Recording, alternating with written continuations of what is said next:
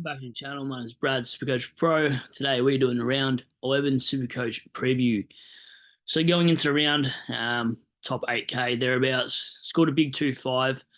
Not too sure how well we'll do this week. We did get kissed by Harley Reid Hold, who we were going to trade. And then it's the two rookies, I suppose, that I'm weighing up between. But before I get stuck into that, I suppose, if you didn't catch the stream last night with Shorty SuperCoach on his channel, we did a live stream last night. Yeah, it was pretty funny. We are just winging it. Couldn't get through a lot of the questions because there was so many pumping through. A lot of funny banter, a lot of footy talk and SuperCoach talk, but also just a lot of fun. So shout out to Shorty. Hopefully his side has a good week this week. No kidding. So I work for a company down this way in Geelong, and he's a local as well. So I know he loves his cornflakes. So I thought, you know what? I get free milk at work. Why not bring him some milk? So I randomly rock up to his doorstep last night around 8:30 and give him some milk. And I also had a cat's mug just waiting for him. Cat's been having a hard week, so I thought he would appreciate the mug. He can use that for his Milos and whatnot. So pretty random. And then, yeah, pretty much, talked for a couple of minutes, got straight into the podcast and, just had a good old banter chat. So it was quite fun. The quiz was unreal. That was a hard quiz. The numbers game, unreal. Some of those people just nailing those so quickly. There's a lot of people that know their stuff. I'm more of a facial recognition kind of guy. Maybe not so much the numbers, but I look at a player and I know who's playing. Not necessarily a numbers guy, but anyway, that's not what you came here for. This is the team preview. Now, I'm not going to have time to actually do even a late video potentially. I do got a lot going on this weekend and a road trip to do and whatnot. So this is a bit of wing it. I might have to upload a YouTube short if I do decide some late changes. Now, the thoughts between Joel Frazier, I'm just going to call him whatever that is, and Joe Richards. I'm probably looking at the VFL stats and I'm thinking, all right, well, Joel's got the better fantasy role. He's playing that seventh defender, I suppose you could call it, intercept defender. He's got a good tank. He's actually naturally a wingman, pick in the mid-40s, I believe. But you look at his stats in the VFL, he is 18, 19 years old, whatever. He's a first-year player, so it does worry me a little bit compared to Richards, who's, in his 20s. But Joel, you can see he's actually accumulating the ball and he's got a better role. He's playing a half-back role, right? Got a good tank, so I could probably look at his TOG as well, meaning time on ground. But his disposals is where it's at. And the fact that he actually marks a lot of ball, and that's what you need to do to play that role. Tackles doesn't really matter. Just looks like he's an intercept and move the ball along. And then you got Joe Richards, who's probably playing Elliott's role. Can they play him, Bobby Hill, and Elliott in the same side? I'm not too sure. I'm really not sure about this. Now, VFL stats probably isn't as impressive this year. You'll have a look at it. I know he's playing a small forward role. Despite that 6-goal and 3-goal, he was a little bit quieter these couple of weeks. So for me, it just when Elliott comes back, I think he's out of that side. I can't get a good gauge on it.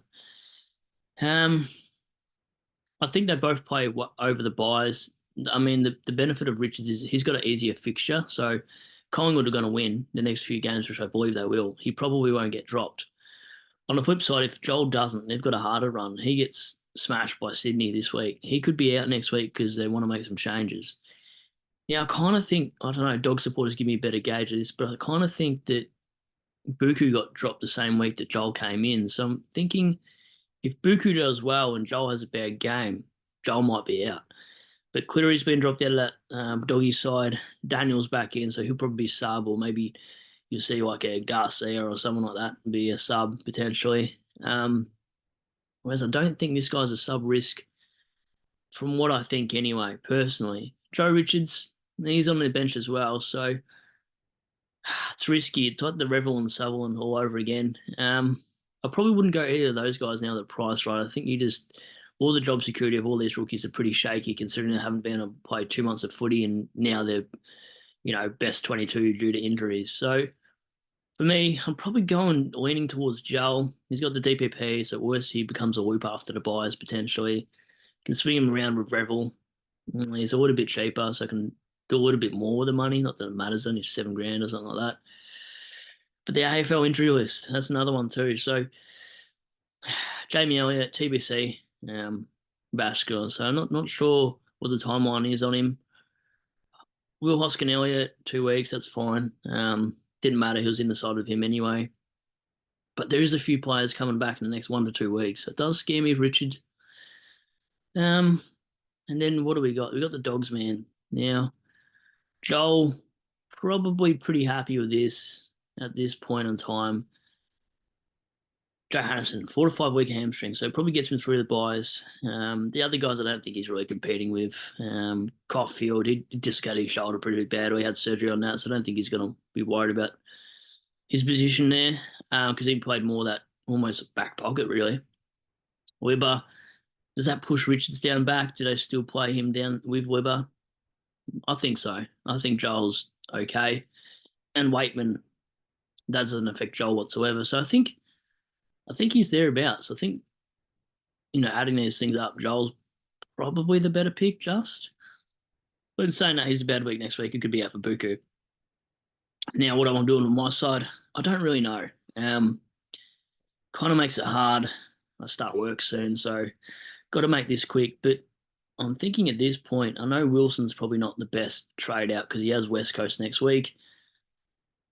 Klossy, or Messi, as Abs calls him, has a good fixture as well that I don't mind the matchups for. Maybe not this week, but Carlton wing spot. I mean, Sharp just went nuts against them on the wing. Like, he wasn't manned up whatsoever, and he went like 100 plus. So Klossy might be okay this week, but his break even's only 30. Wilson's is 70 something. So I don't really know. I'm thinking maybe even Sharp out potentially, even though his break even's 30. He does play the Pies, and I've got too many buy players in the round 13, so I'm gonna have to get rid of him at some point. He's probably not gonna make me too much more cash either, so I'm gonna hold him this week. That week, I'm probably gonna make 20k out of it if I'm lucky. But I'd rather field Wilson the next 2 weeks over Sharp, I think. So how would I do it? I'll just filter this out. It's a lot easier to do, to be honest. I hate trying to find the player you're looking for, but Western Bulldogs filter. Okay, internet's not too bad, but this new app sucks. Like, the way they've changed everything, not so pleasing on the eye. I think we've adjusted by now, but still don't love it. Do I got enough money for him? I think I do. Means I can play one of these guys in the midfield. And you're going to hate it. You might love it. I don't know. I think Fisher's got the role. I don't see McKercher coming back for a while, in all honesty. Foot stress, I know it hasn't been claimed as a fracture, but I still believe it is a fracture. You're not going on that G treadmill, whatever it is, it's not a fracture. I don't think anyway. So I think Fish comes back in, unfortunately. Kick-ins is just conducive to scoring. So D Jones and Sharp, I still go one up, one down. I'm still going to class Fisher as a primo. He's got 3-round average of like 113 or something like that, or over 100 at least. I mean, it doesn't look like an amazing upgrade. I can grab Tom Green after his bye. I forgot that Fisher and Green had the same bye weeks. It's kind of annoying. Can I loop? I probably can loop here. It really depends on who's playing too. Like, Jackson, hopefully Sweet's playing because then I don't even have to field some of these guys here. Can flick Jackson there. Darcy doesn't play well at Marvel, but I'm not sure if that really matters this week, to be honest. Like, he's just in form. Maybe something like this. Garcia, maybe whoop these games here. Maybe something like, if I'm having a guess, depending if Garcia's named, I think Garcia might be named this week. Klossy, he could come in as an emergency.